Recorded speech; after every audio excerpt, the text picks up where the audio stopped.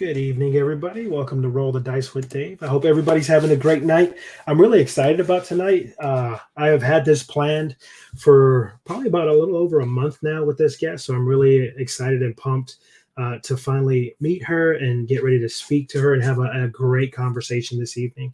But before we get started, I hope everybody that is watching either on Facebook or YouTube can go ahead and hit that like button and also consider sharing this. I want to get as many people involved in this conversation live as we can. Like I said, have a great guest. I'm really excited about this conversation because I think it's going to touch so many people in so many different ways. And I think a lot of people are going to need to hear this to kind of help give them that little boost to get through possibly some tough times. Also, if you are interested in following Roll the Dice with Dave, go ahead and subscribe and follow. This is how you can get all the latest updates regarding the show and different guests that are coming on and different topics. Trying to go ahead and get that following going because I think we've had some great guests and they have had a lot of great things, ideas, conversations to share. So go ahead and subscribe and follow either on Facebook or YouTube. It would greatly be appreciated. So without any further hesitation, I want to go ahead and bring my guest out. She is an amazing individual. I've done just a few minutes of conversation with her. But Fatima, thank you so much for joining me this evening. So glad you could be with me tonight. Oh my gosh, you're so welcome. I'm excited to be here. Thank you for sharing your platform and wanting to chat with me.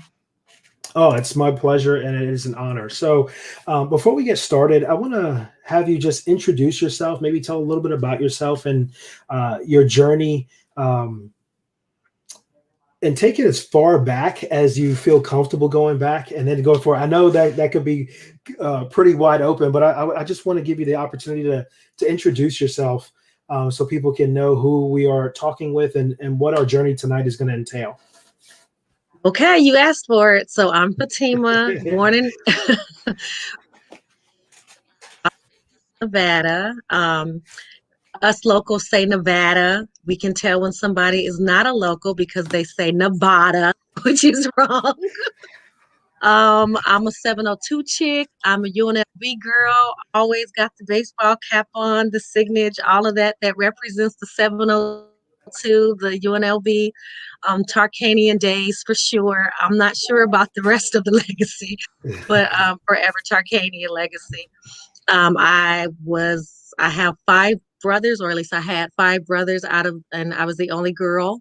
And I have four boys, 21, 14. Sometimes I got to close my eyes. There's too many kids, but 10, and 7. And honestly, for about 3 weeks, I had been saying that my 10-year-old was 9, and I had to have an intervention from my husband to remind me how old he was. But that just tells you I had too many kids.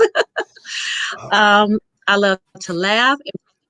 And Practical Jokers is my favorite show to the point where when I'm very upset, my kids come and they say, "Do you want me to turn on Impractical Jokers?"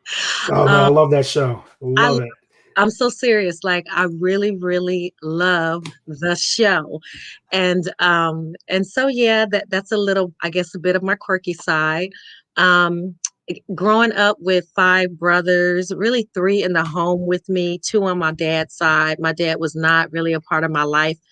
Growing up, I grew up with a single mother who really had an undercurrent of frustration because number one, she was a Black woman in an underprivileged situation, not a lot of assistance from the fathers or from just anyone as far as opportunities were concerned. She was doing it by herself, so there was a lot of frustration in the midst of her decision making. She did the best that she could with what she had, but sometimes that wasn't the best for us. And so I like to say that she raised us from a broken. So sometimes it could be a hostile situation. I had stepbrothers, I'm sorry, stepdads, one who was physically abusive, one who was sexually abusive. And truly, by the age of around 10, 11 years old, I just really, really was very comfortable with pain and very comfortable with sadness and sorrow. And I really feel like I was one of those people when you see on the commercial when they try to explain depression and they show the cloud following the person on the, the little animated commercial. Truly, that's how I felt for most of my life. It just was a way of living. I didn't think there was anything wrong with me. That's just what it was. I always felt kind of like this melancholy-ish type of downcast presence that was me. And it's not to say I didn't have fun times or joyous moments, but that truly was the epitome of me. And I struggled basically with anxiety and depression most of my life.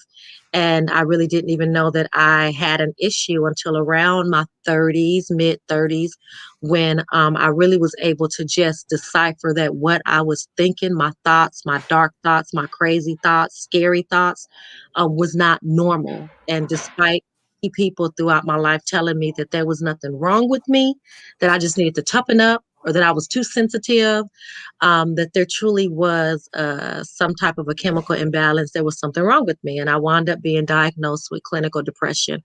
And so yeah, and I've just that's been a complicated relationship. Depression has been my best friend for a lot of my down the line. I had to learn to somewhat divorce it as much as I could, and yeah, I've come out on the other side. And not to say that depression doesn't still that I don't still challenge it. I've just learned to not allow it to basically control my life. And so in that there's a victory, and to be here to talk about it all. Yeah, I'm looking forward to that conversation. You gave us a lot of layers there to go. Yeah. So before we get into some of the specifics that kind of tie around the book conversation, which we're going to have in a little bit, you mentioned something that is very near and dear to not just my heart but my kids' heart. You mentioned Impractical Jokers. So how did you find Impractical Jokers? I know my sons and we found it really on accident. We were at a friend's house and they were just kind of going through the channels, and they went through and they were like, "Oh my God, I love this show." And I was like, "What is this show? We have never seen it." And Practical Jokers, and we're hooked. We just think it's the funniest thing. How did you find It Impractical was by, Jokers? I'm sure it was by accident. It was by accident. I just like to laugh. I feel like my life has been so serious and there's always so much drama, or at least there had been, that it's a release. So I love to laugh. And so just going through the channels and fell up on it, and just trying to get the understanding of what the heck we're doing. And it was kind of like, I'm not trying to cuss, but that Jackass show, it was kind of like that. And I never liked that show, honestly. I thought it was stupid. But once I started watching it and then getting the feedback from true, regular people on the street, I was amazed at the fact that of people's reaction. And I really think that's what got me. It was the fact that they were doing something crazy and that they were trying to beat each other in the crazy. But the regular folks' reactions, and it really just amazed me at how lenient we can be when we think somebody's crazy. We will do so. We have a lot of patience when we think people are crazy. And I don't know. From there, marathon, and I watched and watched and watched, and now I have watched so many of those episodes multiple times, and I still laugh like it's the first time. I love them. They're like my family. It's crazy because I could watch the same episode probably 7, 8, 9, 10 times and laugh every time. I believe they're going into their Yes. 10th season. 10th season Yeah. of Well, they're Impractical in their Jokers. ninth It's just crazy. season. Is it Yeah, they're ninth? in their ninth, Okay. but they've already gotten signed for their 10th season. Time for the See, 10th. I Okay. know that. Look at you. So it's just crazy, but yeah, we absolutely love them. So that's pretty cool. We have something in common Yeah. right there.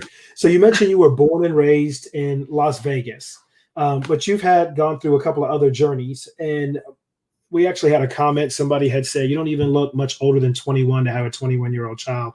So to hear with all the moving that you've done, where are some other places that you lived, and how long have you lived in some of these other places?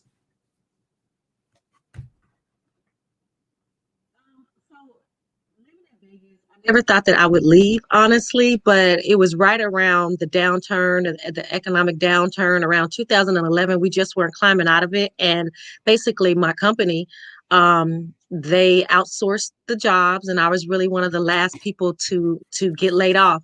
And I tried for my husband got laid off also, and we tried at least a good year to try to figure it out and live on unemployment. And I've never been used to that. I've been working since I was 13 years old. And so we had an opportunity seemed to come to my husband to go and check out Charlotte. And me coming from Vegas, had never really been too many places as far as staying. I'd Mhm. never been any place. And so I was like, I'm not moving to that hick town. And then when I got back, honestly, I was pregnant with my third child, and I wound up getting laid off while on maternity leave, but I had to go back to get my severance. So I went back. And Yeah. so but yeah, it was just a struggle. And so we went to Charlotte, we fell in love, and maybe a year after being unemployed, and living and trying to, our best to get employed or living off of unemployment checks, just the craziness of that, and severance pay. We just decided to take the leap, and we moved to Charlotte, and we stayed there for 8 years. And Charlotte is like a second home to me. I feel like I was born and raised in Vegas, but I grew up in Charlotte, and the Queen City is just really The dear Queen to me. City, yeah. I was about to say the Queen City. Yes, it's real dear to me. And then from there, 2 years ago, we moved to Columbus. So I got relocated for my job, and so now we're in Columbus. What's it like living in Columbus? Because I've never been to Ohio, period, I don't think. I don't want to insult anybody, so I just won't comment. What is it? Your mom says if you don't have anything nice to say, don't say anything at all. Is that what you're going with right now? I would say that the reason why I moved to Columbus was for a spiritual journey that I had no idea I was going to go on. And that is the truth. I really believe that that was the core of why we moved here. It appeared to be because of my job, but I really had I did some major spiritual, emotional, mental, all of it growth here in Ohio, and I needed that time to be able to do that, and I had no clue that that's what I needed. So for that, I'm very grateful. But outside of that, I'm gonna say, yeah, yeah, I I just ain't can't going back. imagine being up there. Yeah, I just can't imagine being up. Now that I'm in Florida and we're looking at 72 degrees and sunny tomorrow, and it's February. That's the life. I live 10 minutes from the beach. Uh, I just just stop can't right wrap my head around the other way. I just stop. can't. I just can't. So, Stop. Yeah, and everywhere, my backyard, my front, it's all snow. Just snowed. We're snowed in. oh yeah, no, pass. Kids I'll don't even want to go pass. outside. They're over it. They're like, they don't even want Oh to go man, out. kids don't even want snow. It's bad when kids don't even want snow. Yeah. So, I want to move over to the next little piece. Review just to kind of get your thoughts. My last guest and I had a long conversation about Black History Month. Just curious, is there anything special that you do during Black History Month, either at home or try to get the family involved in? How do you go about dealing with Black History Month in your household? I gotta be honest, the way that we operate in my home and honestly in my life, I'm Black every day. So I mean, we don't really stop and do a memoriam or anything like that, a moratorium or however you say it. I'm messing up the word. It's 9 o'clock. We just don't really do that. However, we try to make a conscious choice on the regular, meaning weekly, as many times as possible to show, especially having Black boys, show them that they can be anything, but also show them the difference in how sometimes we're treated versus other people are treated. But even in that, I try to definitely push our faith as the first and foremost. And for me, I'm a Christian, and that despite how people may view us or how people may look at us, that we follow Christ, and so we do the best that we can to show love first without being ignorant to the fact that people may treat us differently, because truly just because of the color of our skin and the different shades of our skin, it doesn't matter, we're still Black. And so even to the point where my son, he's 14, when we go out, I definitely try to make a point to have date night my kids individually, and so teaching them, how to treat a girl and how to treat their mama. But even in the but even in the midst of that, us going to the store or anything like that, I have to go through, the checklist. Make sure you don't put your hood. If you have a hoodie on, put your hoodie down. Make sure you ask for a receipt. Just all of these things that I have to make a point to do. And this is on the regular.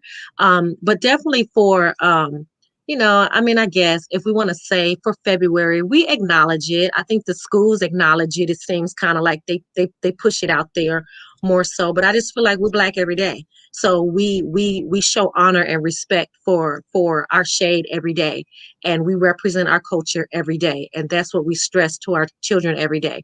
In saying that, when I was getting dressed for your show, I was like, do I want to wear this? Do I want to wear that? And then I said, shoot, it's Black History. Let me throw on my shirt real quick.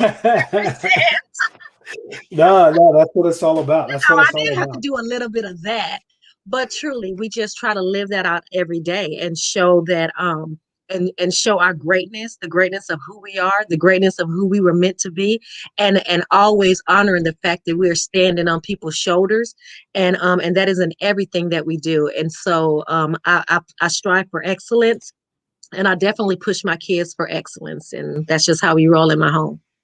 I tell you what, you're getting a lot of love. So my mom was like, "Amen to that." Another one said, "I love that you are a good mama." And then there's another quote I just put up: "You be you.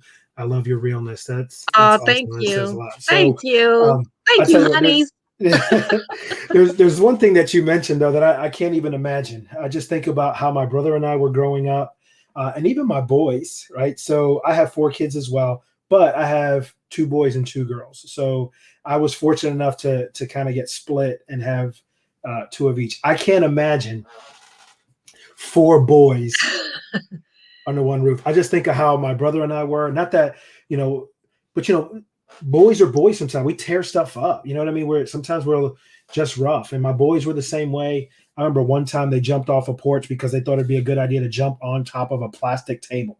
Right. And I'm like, in what world is that going to make sense? But they were 8, I think 8 and 6. And next thing you know, the table is destroyed. What's it like with 4 boys in that house? I can't imagine the grocery bill either. So, Yeah, I mean, yeah, and we've done, so I grew up with all boys. So number one, I'm used to it, right? So I'm more boys. I've had to grow to be comfortable around girls or women, or learn how to be more vocal and conversational. You wouldn't guess with how much I talk, but it's true. And but I'm kind of used to the roughness. That's just how I grew up. So when I had my first boy, it was difference between, I guess, living with boys and growing up in a house with boys and then having your own. So my first child, we did what every parents do with their first child. Everything is just extra precautious and don't do this, don't do that. But by the second one, when the second one came and he was jumping off the couch and he was doing, it's like I really got the understanding that that's just how boys are. So by the third one, our house was already crazy. He just came into the crazy. That's really the truth. And it's different. Like I have one son, they're all different. Number one, all boys are different. They do not all like sports. They do not all, that's kind of like a typecast, but they yeah. are all so different. So I have one who's the boy, and that's the younger one. He's 7, and he just likes he's very athletic. He's gonna be like gymnastics. He's just I don't know. He's all over the place, but he just loves to run around in a circle from the kitchen to the living room. So that's just his thing. And I know that. So I just let him run. No, that's awesome. That is. I mean, you know what I mean? I just let him run. And there's another one that loves to stay downstairs in the basement. And if there was a microwave and a refrigerator, we'd never see him. Okay. And then there's the other one who's the artistic one. And then there's the other one who's 21 and who's trying to live his best life, but then he's asking for money. So they're all different. Actually, our lives are not very different. So I have a 20-year-old, an 18-year-old, a 15-year-old, and a 13-year-old. So we're not too far off. But even with 2 boys and 2 girls, a lot of the things you're describing, they're all very unique and very different in how they lead their lives and what they're passionate about. So it's great to hear that you have some of the same situations that every parent, whether you have 2 or whether you have 4, as a parent, you're dealing with different little personalities that eventually grow into big personalities.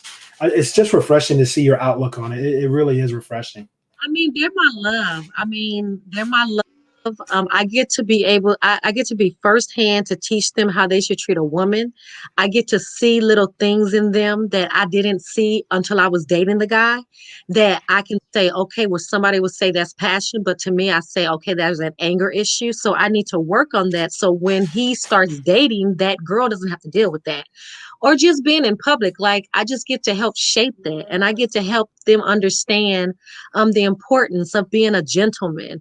And I have one who fought it. I have one who was like, I don't want to be a gentleman. I don't understand. And that's my team.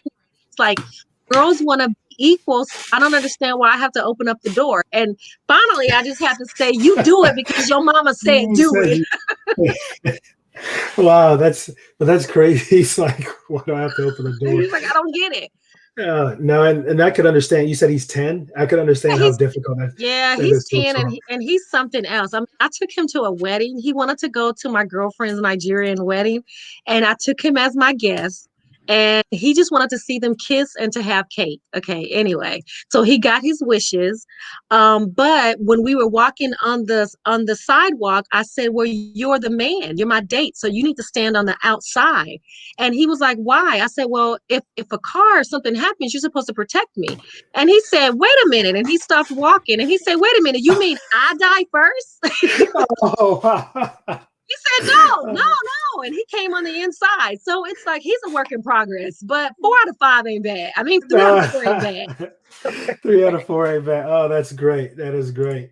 I want to move on to the next little piece of conversation. Like I said, I'm a hospitality professor. What are some of the things you're missing from the world of hospitality or tourism or travel, especially being a Vegas girl, right? Vegas is like the mecca of hospitality, entertainment. There's always something to do. It rivals New York for never sleeping, always something going on. Um, how are you dealing with this whole situation with so many things just being different? Yeah. Well, it was different when we moved from Vegas to Charlotte, number one. Now, Charlotte has its own vibe, okay? And we Hmm. can appreciate that. But me and my husband, we were kind of homebodies to begin with. We don't do the night scene. I may look young, but my body, my bones say I'm not. So we kind of changed. You know what I'm saying? Like we passed that.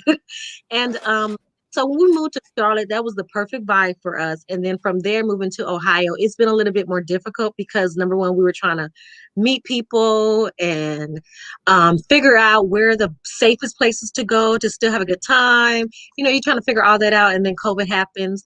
But I really think that I'm just in a different space in my life to where that's not a priority for me. It truly is my family and my self-love kind of thing.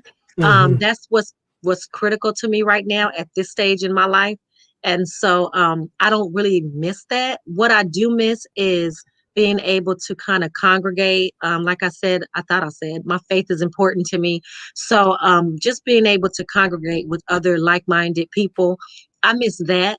I miss being able to just have a girlfriend's hangouts. I mean, every once in a while, you just need to get away from these kids and even from your husband, and not being able to have that. That's kind of a bummer. But there's always, I think that Zoom and just the social platforms have really stepped up. And I'll have social lunch dates. I've done that. We did vision board night. I did a vision board night, and my girlfriends hopped on. So there's always a way to try to connect. And I think it's critical at this time, this stage, that we do as much as we can to stay connected with people and not isolate, especially if you're used to isolating yourself. This is just not the best time. But other No, I than that, don't. you've been with the curve. You've been with the curve, and this is just something else. When you grow up with hard knocks, you learn to just deal. And so this is just another one of those things that you adjust with. Yes. So sometimes mama just needs a minute was one of the comments that was put there. So I want to slide on to the, in your opinion. So I decided to throw out into the universe because you had mentioned you're a chocolate enthusiast. Um, what is the best kind of chocolate? Like, what is your favorite kind of chocolate? So that was what I asked people, and I got all kinds of things all over the board. Now, if one seemed to step up more than the others, it did appear that dark chocolate was the one that seemed to pop up more than the others. But a lot of people said whatever chocolate's available, whatever chocolate I've eaten at that point. So my question to you is, do you have a favorite type of chocolate? Okay, so I have to preferences. I mean, basically, I love chocolate, but I'm cheap. You love chocolate, but you're cheap. So Oh, let's just go ahead and level set that now. Okay. So a good Hershey's bar, honestly, I'm serious. A good Hershey's bar, um, just like my emergency bar. Like if I'm having a really bad day, true story, growing up, dating and dating horrible people, having bad situations, crying, going to my mama house sobbing. And she say, wait a minute, wait. Let me get the chocolate. Let me get the chocolate out the freezer.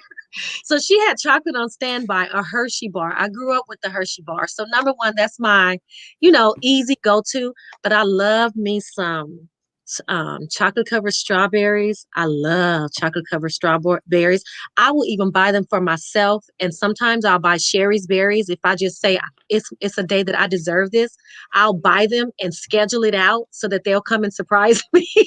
And then I'll write myself a card. I write myself a note. And then I just wait excited for them to come to the house and, and tear oh, them up. actually, no, that's a great idea. That is I do. sometimes getting that little random pick me up and I in the do form that. of chocolate and eating and that kind of stuff. Actually, I like, I might start doing that for myself. Sending Sometimes you myself some have chocolate. to. And then sometimes my husband be like, for real, did you really send that to yourself? And then I'd be like, maybe I did.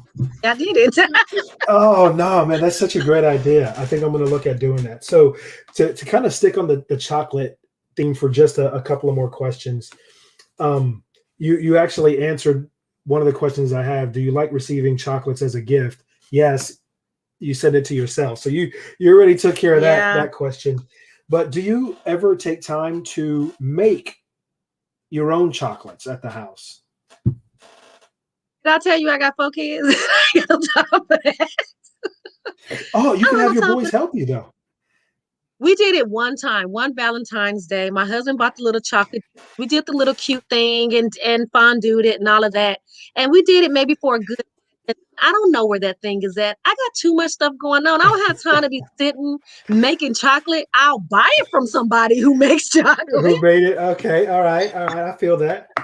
So I I'm sorry. That's just funny because my daughter likes to make chocolate, and every now and then we'll sit. My wife makes chocolates over Christmas and the holidays. A lot of people Yeah. kind of get involved with those types of things. But when you said, "Oh man, I love chocolate," I was like, she has to make chocolate. But you're like, I No. don't have time for it. I got on top of no, but I will support a small business. I will support the mess out of you. You make some good chocolate. I've had white chocolate popcorn, which is wonderful. I've had chocolate covered Oreos. I mean, I would do it, but I'm not about to sit there and be stirring. I'm not doing that. Sorry. So my mom just says she makes her own chocolate covered orange rinds. Okay, when we're done, I'm gonna send my address. So then my Okay. mom can send you some, right? And thank you, mommy. So I want to move into a little bit deeper conversation. Actually, one of the reasons I reached out to you, you wrote a book called "The Prescription Is in the Dirt." Um, so I'm really excited about talking a little bit more about this. First question I have for you is, what made you decide to write this book?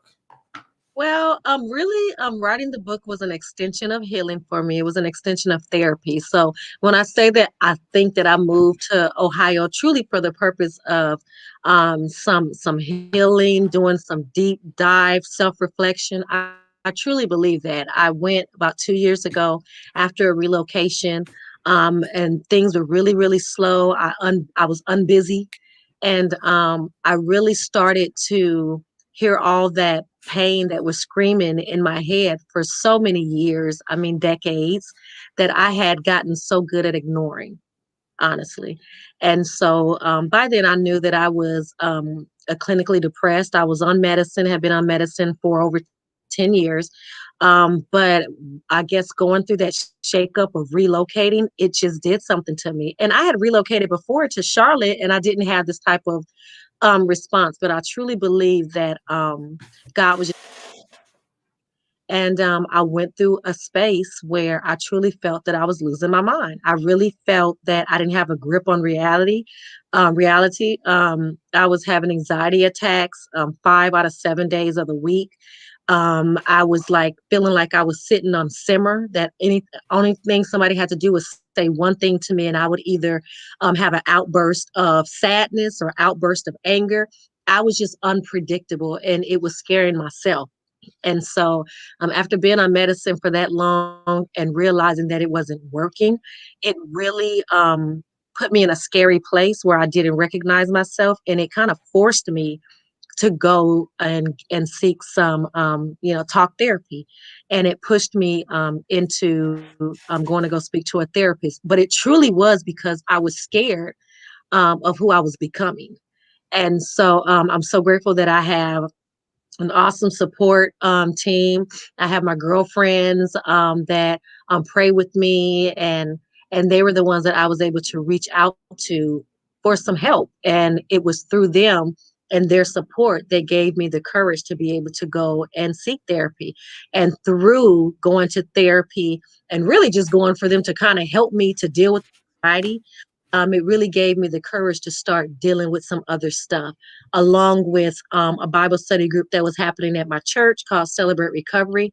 Working those two together, the Celebrate Recovery in a nutshell just gives you the courage and the tools to be able to face some hard truths about your life, things that may have happened that you've repressed, but also some stuff that you maybe have contributed to your own type of situations. And so both of those together really helped me to start dealing with all that stuff that I had kind of not paid attention to for 40 something years of my life.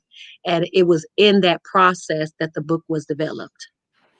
Man, thank you. That's such an interesting story. Now, I do have a question, kind of follow up tied into that. So, the title of the book, how did you come up with the title? The prescription is in the dirt. Well, so the prescription is in the dirt. The dirt was all the stuff that I was ignoring.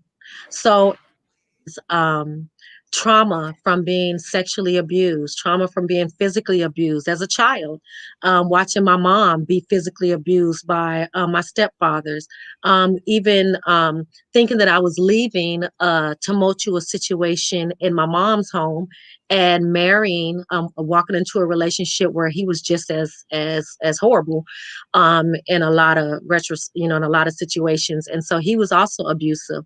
And so the torment of having to deal with surviving all of these situations, but not dealing with the emotional attachment. So the dirt is all of my stuff and all of other people's stuff that we view maybe as taboo. We're not supposed to talk about it. What happens in our house stays in our house. Don't bring it up, even if you need help. Not to talk about, bring shame on the family or you're ashamed. That's the dirt. And if we're not careful and if we don't deal with that stuff, it can truly do what dirt does at a gravesite, bury us. And it can bury us to the point where we're walking around like zombies, like I was, functional and going to work and doing stuff for my family and taking care of my kids, but truly disconnected emotionally and truly feeling like I was losing my mind and tripping out on everybody. But I believe that if we allow God to give us the courage and the tools to work through that dirt, actually peel back the layers on our situations, get to the core of why we get triggered when something happens. When somebody says this one thing to me, why do I always flip out? Or why am I not being? It's because I'm abused. I don't know how to trust men. So dealing with all that stuff, if we allow God to give us the tools to deal with those things, then He can take that dirt and turn it like soil and birth something beautiful. And so for me, that was the stuff that I dealt with. That was the decision that I had to make in my life 2 years ago. And it wound up coming out in a book. But at the time, I was snotting and crying in the car saying, God, I don't know what's happening with me and I don't know how to fix my life. And I'm so used to fixing stuff and this I can't fix. And to pick up tools and methods and resources and support systems to help me to walk through that healing journey. And I look at it as a soul healing journey. And I'm so grateful that I went through it. I'm so grateful that I had the grit to be able to face the hard truths of my life and make it to the other side to talk about it. So you mentioned something about your faith, and during all of this, and I know we talked about, hey, we're not going to get religious debate, but I do have a question revolving your faith. At any time there, did you seriously question your faith? Not so I'll say throughout my life, if we can broaden it, throughout my life, absolutely. I lost a child. And at that moment, when I was dealing with the loss of a child, I definitely was like, God, what the heck is that about? I felt bamboozled. I felt like I'm in church. I'm praising God. I worship him. I do usher board. I do everything in the church. I love you with all my heart. Yet you allow me to lose my child. And absolutely, but I also believe that in that moment of me feeling so angry towards God, that I was the closest to him also. And so acknowledging the fact that for me, he is the God of all gods. He is sovereign, and yet he still sits on the throne. So despite my anger and my rage and my feeling of betrayal towards what had happened, I still understood that as I walk away from this conversation or fist pumping towards God, as I walk away from it, he is thrown. And so for me, it just as it I guess my relationship with him and my constant just working to have a strong relationship with Christ. I didn't feel that it was I didn't feel that it was a bad thing to feel the betrayal, but I did Mhm. a bad thing to not speak it and to not get it out, because what's inside, I just feel like can be used for evil. It can be used against you. You got to get the stuff out. You got to get the emotion out. And that's what I did. I had a real nice come to Jesus moment with Jesus.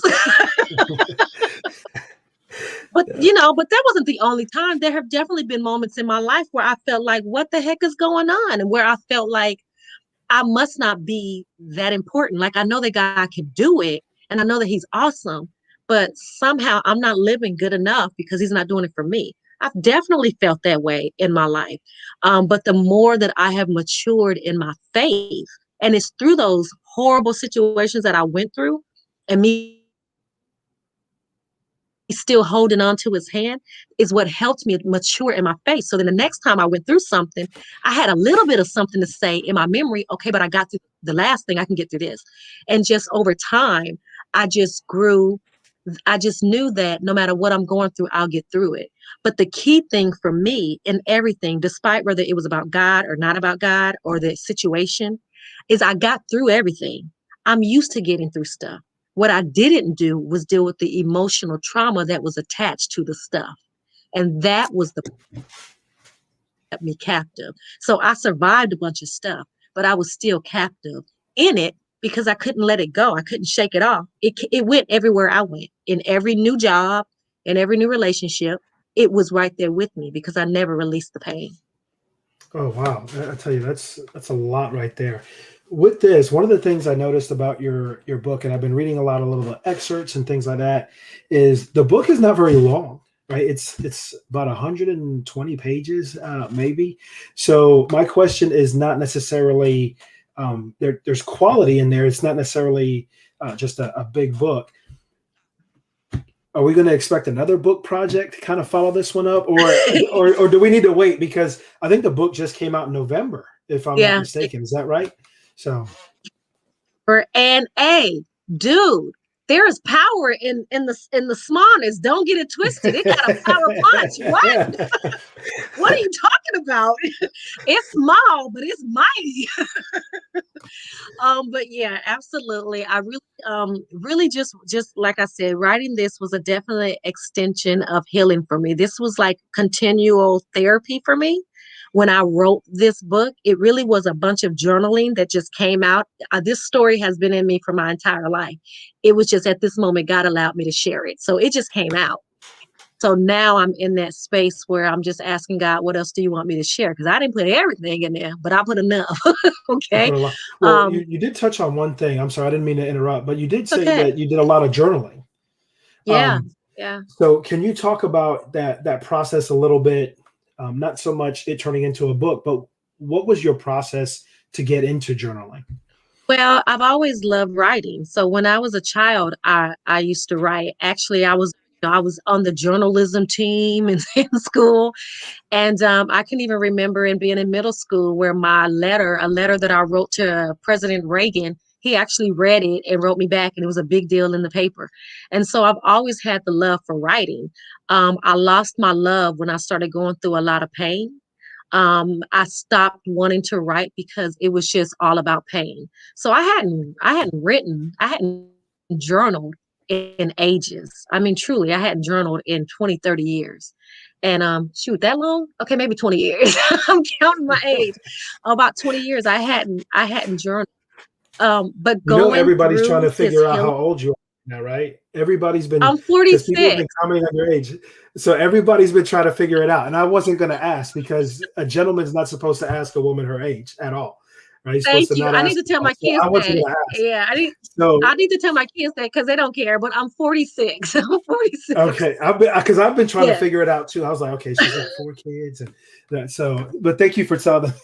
I will say this: Welcome. it's made me feel a little less accomplished because I'm 47, right? And you have this book, and you've done all this stuff, and I'm sitting here going, man, she's done a lot of stuff, man. But that's awesome. So I didn't mean to interrupt, but I yeah, just no, the everybody's comment on the age journey. kept coming up. It just kept coming up. That So, is sweet. No, everybody's journey is different, and I believe that. And so with me, when I started working through my healing, honestly, and just having to interpret what was going on, like processing, I was processing all these emotions. I was processing why did this have to happen to me, processing it, right? Or why did they make that decision, and was this my fault or was it not my fault?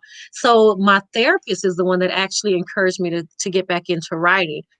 And so I fought it for a minute, but the thoughts were so rampant in my head, I had to get them out. And so slowly I started journaling and celebrate recovery. The way that the program works, there's a lot of writing. There's a lot of questions that it asks you, deep questions, and you have to write it out. And so that's kind of how I got the love of writing back.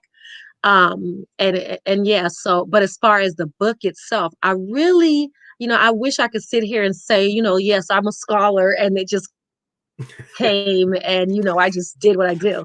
But it just was not like that. It really it really was a situation where God already knew that this was a part of my calling. He already knew that this was a part of my purpose to use all my pain, all this stuff, if for nothing more than to write it in a book for other people to read and see that they're not alone. And I just had to get to that place to get where he was already at.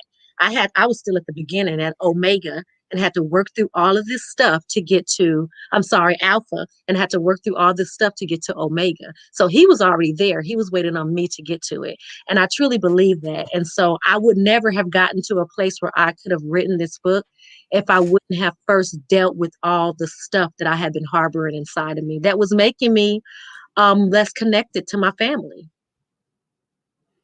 so my mom has a question for you. It says, "Do you have any idea how your life experience is healing for others that are feeling hopeless?" So, has anybody reached out to you? Have you had any experiences with people who have said this Absolutely. book? Do you Absolutely. mind talking a little about what is that like? What does that feel like to have people find strength in the pain you've experienced, and then you coming out on the other side? What is that experience like? It's like surreal, honestly. And thank you, Miss Rivera. It's been a surreal experience, honestly. Um, because when I wrote it, it wasn't like my mind wasn't there. My mind was on, for the first time, I'm finding my voice and I'm taking my story back and that the story that people have put over my life, that I'm a victim, that I'm a burn victim, which I am, that I'm a mother who lost a child, that I'm an just all these negative connotations to those names, right? And in that moment, I was taking my story back and I was saying, yes, I've gone through these things, but I'm victorious, but I'm a queen, but I am awesome. I am beautiful. I am intelligent. I am strong. It's like I was taking my story back. And so after I wrote it, I did have a moment.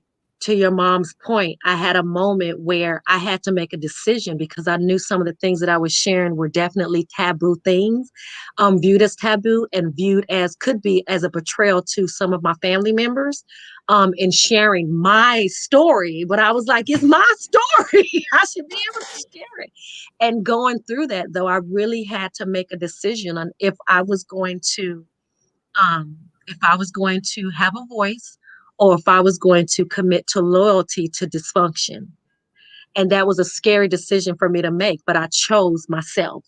And in that, when I began to get feedback and people texting me, girlfriends who knew me but didn't know me, Mhm. and it opened up the door for them to share their stories or just the reviews that I've gotten, it's just been kind of like they're talking about me, you know?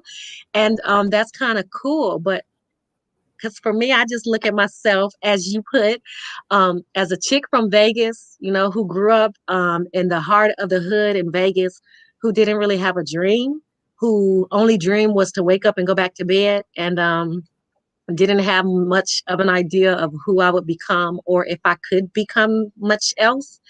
And to see God take my life that has so much pain and so much sorrow in it, in the story, and to see him take it and turn beauty from ashes.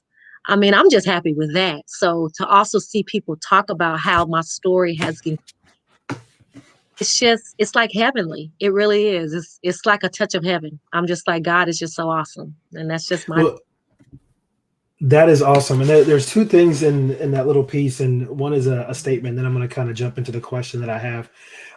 One, when I first read your little tagline, "A regular chick with an amazing story," I was like, "There's nothing regular about this woman," right? So in looking through that, I was like, "Yeah, there's nothing regular about that." So you definitely are an extraordinary woman with an extraordinary story. But the second thing that you touched on a little bit, and I wanted to ask the question, this was one that I had down. As you wrote this book, what issues came up with your family as you revealed your story? Because, like you said, there's so many taboo Yeah. conversations there. Um, and I guess one of the questions that I want to revolve, were there people in your family that tried to convince you not to move forward with this project? It wasn't necessary. How I will answer that is Yeah, yeah. I didn't, I don't mean to dig too deep, but it's no, it's no, just a no. This lot of is questions good. that kind of ran through my No, no, no. mind as you Yeah, I as you think this reveal is good. yourself. Yeah, Yeah. yeah, absolutely. And it's real. And it just shows that sometimes this will happen. And there were definitely not necessarily, I had already had the conversation, number one. So I had already Okay. had the on a lot of these things, some of the bigger things as far as the sexual abuse and just the way that it was handled. That was like the huge thing. But for me, if I didn't share that story, then I wasn't sharing my story. So I had to share it. It was like that big piece. And it's like the Lakers without Kobe. I'm just saying, it's like you're missing something. And so I had to share it. But in doing that, absolutely, I knew that there was a possibility of backlash, like 99.9% possibility of backlash. And it was because when I had the conversation in the process of my healing journey, and I had to confront some decisions that were made on my behalf that did not help me. It damaged me. Okay. And when I went to the person to have that conversation, the way that conversation happened, I didn't have to have a conversation about how they was gonna feel about the book. I already knew. So Yeah. really it was a matter of this is my decision and this is what I'm choosing to do. But then there were also people that loved me really that were like, are you sure you want to do this? And I truly had to stop it as much as they love me. I had to say, if you love me, don't challenge me because this is again my story and I have the right to tell my story. And it just leans to the fact that sometimes when you're in that position to where you've been hurt, you've been abused, you've been traumatized, and you're so used to being silent that sometimes the silence, I mean, it kills you and you have to speak out. Even if people don't agree with your decision, it's your story and take your story back. And that's what I had to do for myself. And I hope that it encourages other people to do the same for themselves. Well, thank you so much for that answer. Um, in the beginning of this whole process, and when I say beginning, not the book writing process, but the self discovery process, were there any things that you noticed about yourself that you said, "Man, I really need to get help," that you might be able to give somebody advice if they are sitting there and just not sure where they should go?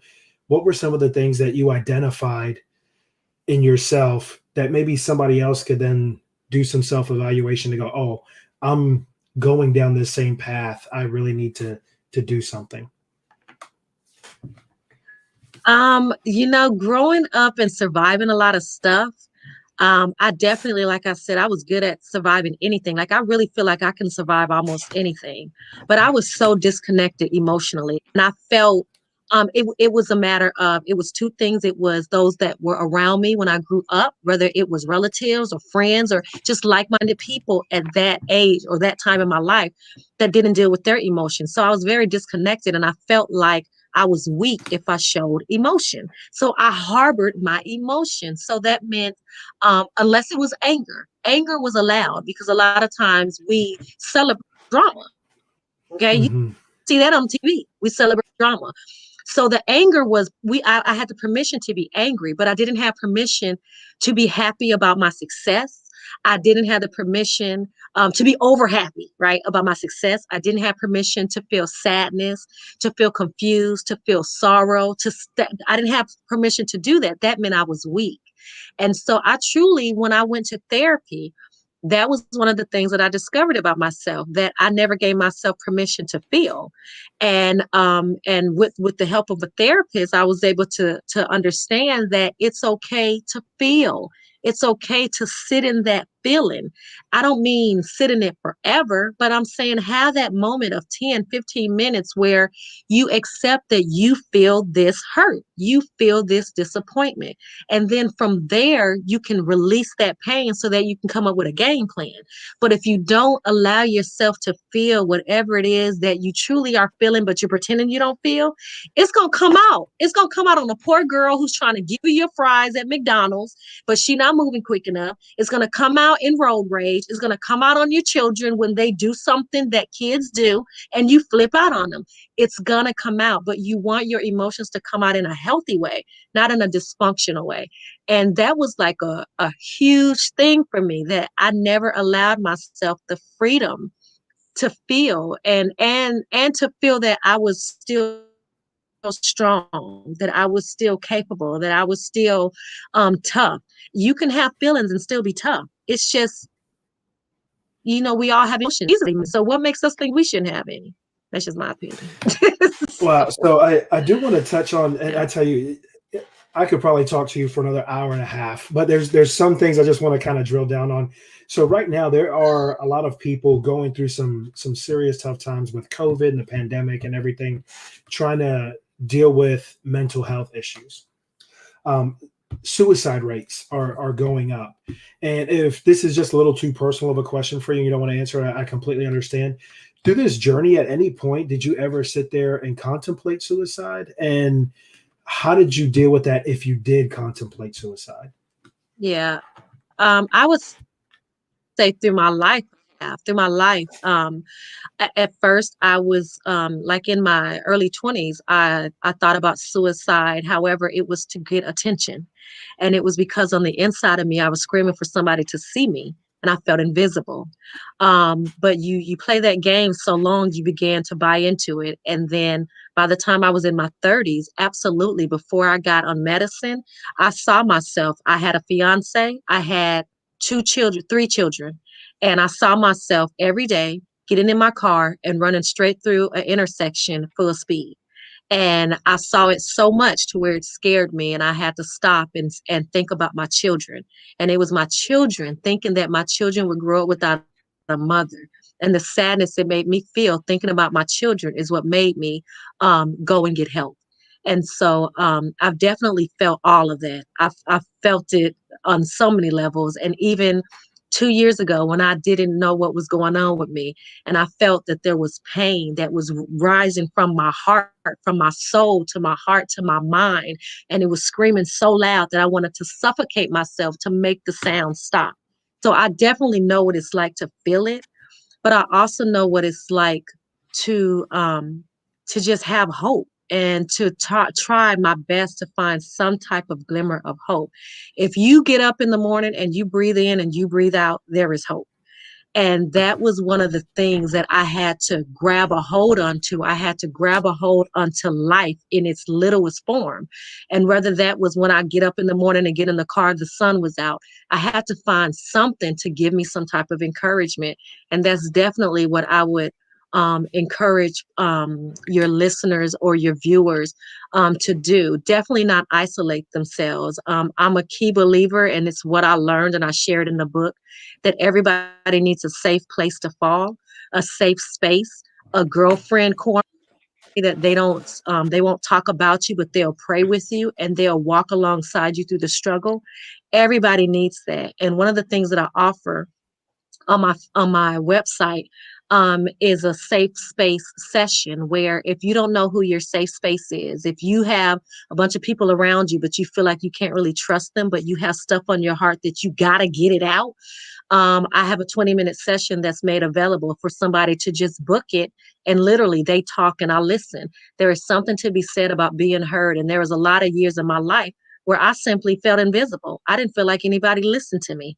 And it drives you crazy when you feel like you got all this stuff, but you don't feel like you have anybody to talk to that's really going to listen to you. And so you start to internalize and play it in your head. And I offer a space like that. To me, I feel like that's my ministry. There's no cost to it. I'm simply just trying to do for the people what somebody did for me. But I really would encourage people that have felt the same way that I've felt, is to do your best to find some type of glimmer of hope in the day. And if it's just 1 hour at a time, I felt it living 1 hour at a time and feeling I succeeded because I got through that hour. If it's 1 hour at a time, you celebrate yourself.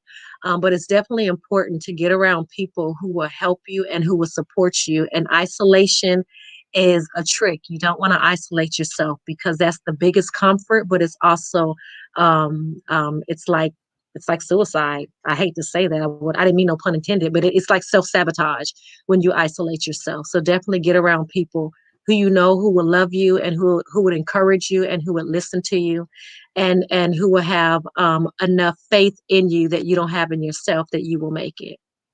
I hope I didn't babble. No, no, thank you so much for that.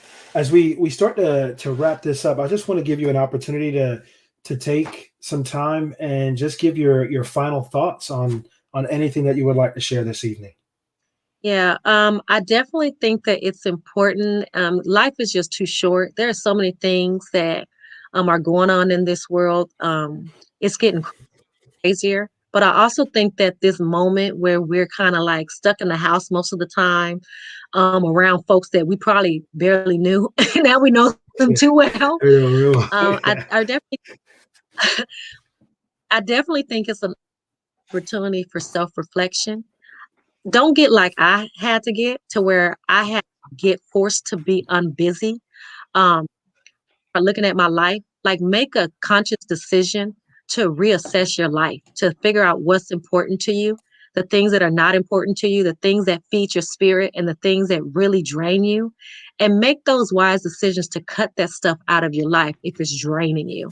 And do better for yourself. I think you deserve it. There's so much in us that, for me, like I say, I'm a faith girl. There's so much in us that God wants to use, but He can't use a half of a person. We have to get to a place where we are clean enough for Him to use us to our full potential. But we can't do that if we ignore our junk. So really take this opportunity while you do have some downtime and make a conscious effort to start looking at yourself and peeling back the layers. They're like an onion, peel back the layers to get to the core of why things irritate you. And there may be some tears associated with it, but that's okay. Tears purify the soul, but really do that for yourself so that you can come out on the other side of all of this better for it in the end. Thank you so much for sharing. There's two things as we wrap up that really stuck with me that you said tonight. One was a safe place to fall. That is just so telling, and I just love that. I think I'm gonna kind of keep that for a little while and start telling people let's find a safe place to fall. And the second thing you just touched on it now was what is it? Check out your junk. Um, I like that too because a lot of people tend to try and if they have junk, they either ignore it or they try not to look at it and just focus on the good stuff. But for true healing and moving forward, you got to look at all things, and those are two things that I really took. So thank you so much for sharing those. And before I talk about next week's show, can you please tell everybody how they can get your book, one, and the name of your website, too? So if anybody wants to look at booking you, because I just spent an hour with you, and was very therapeutic, just talking with you for this hour. So do you mind sharing those two pieces of information? Absolutely. So my website is fatimac.com. I'm old, so I'm going to say www dot fatimac.com. So I'm telling my age, okay? And yeah, you go on there, look for appointments, and you can definitely, it literally says safe space session. You can book it there. But there's also a bunch of other stuff on there, some little commentary from some of the interviews that I've had, my thoughts and just my reflections. But also a way to purchase my book. The prescription is in the dirt. And it's also on Amazon. Everything seems to be. And it is an ebook version as well as paperback version. And I'm so excited to have about 25 awesome reviews. My rating is 4.9 out of 5. And I got to tell you, you guys know you've been with me for about an hour now. You know I try to keep it real. I do not know that many people to lie for me. Okay. So the book must be a little good. Okay. The book must be a little good. So I really, really would encourage you to get it. Support me. I really appreciate it. It's reasonably priced, but more importantly, I truly feel like there's a seed of healing that's tucked away inside of it to just help you to start your own soul journey. So I encourage you to pick up the book. And you know what? I encourage everybody to go pick up the book as well. Fatima, I tell you, it's been an absolute honor and a pleasure to speak with you this evening. I did not realize I was going to have such a great conversation with you when we reached out via email, and we've just been chopping it up via email for the last month or so. I'm looking forward to staying in contact with you every Yes. now and then, kind of doing check-ins because you Yes. truly are anything but. You are Abs- anything but a regular chick. You are anything but. I could definitely say that. I've had a great time speaking with Thank you tonight. you. So Thank you. But tell everybody, your mama next week, tell your mama I need my chocolate. I, you know what? I'll reach out to you, see about getting that address, see if we can get you some of those chocolate covered oranges that my mom makes. We see if we can hook you up. So next week, everybody, I hope you can tune in. We're continuing a pretty good journey. There is Demerit Brown. He is actually a Flagler College alum. He was a basketball player. Now he is an entrepreneur. And in case you're wondering what the Dink is, that's his nickname. That's what I know him by. Great young man doing amazing things. And we're looking forward just to chopping it up, talking about a young man trying to make it in this world to accomplish what he feels is his dream of just living his best life. I'm really looking forward to reconnecting with Dink and talking to him next week. I hope everybody please go out and subscribe, like, follow. Let's go ahead and get as many people on this train as we possibly can. So from Roll the Dice with Dave and Fatima, I just want to wish everybody a good night, and I hope you have a great rest of your week.